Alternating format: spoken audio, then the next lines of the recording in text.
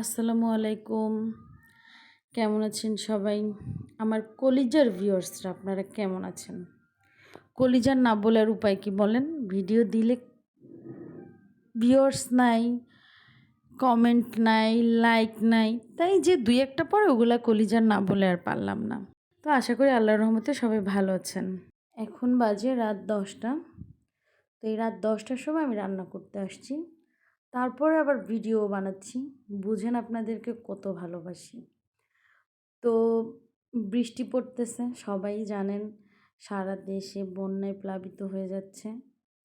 আমি যেহেতু নিচতলায় থাকি না, টেনশনটা একটু কম। যদিও যারা আছে তাদের সবার জন্য দোয়া করছি, সবাইকে আল্লাহ হেফাজত করুক। তো আমি আমার মেয়ের সাথে রিল্যাক্সে ঘুম দিয়েছিলাম। তারপরে সন্ধ্যায় উঠে নাস্তা করলাম, ছেলে মেয়ের সাথে বসে বসে টিভি দেখছিলাম। এরপরে যখন ক্ষুধা লাগছে তখন মনে হলো যে আমার রান্না করতে হবে। তাই তাড়াতাড়ি রান্না করতে চলে আসলাম। দেখেন আমার সাথে আমার হেল্পিং হ্যান্ডও আছে।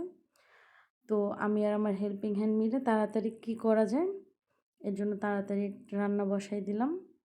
বাসায় এমনি আগের ইলিশ মাছ ছিল, আর এখন খিচুড়ি করছি।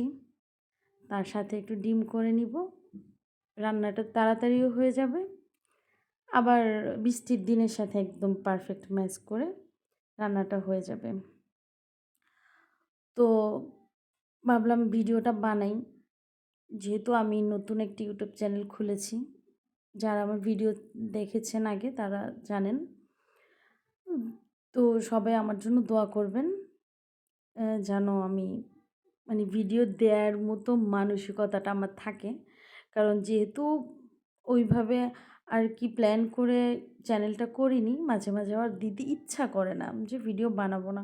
আবার মাঝে মাঝে যখন একেবারেই ফ্রি থাকি বানাই আর কি। তো সবাই আমার জন্য দোয়া করবেন। আজ এই পর্যন্তই, টাটা। বেশি লম্বা করা যাবে না কারণ ক্ষুধা লাগছে, খেতে হবে। আল্লাহ হাফেজ, বাই বাই।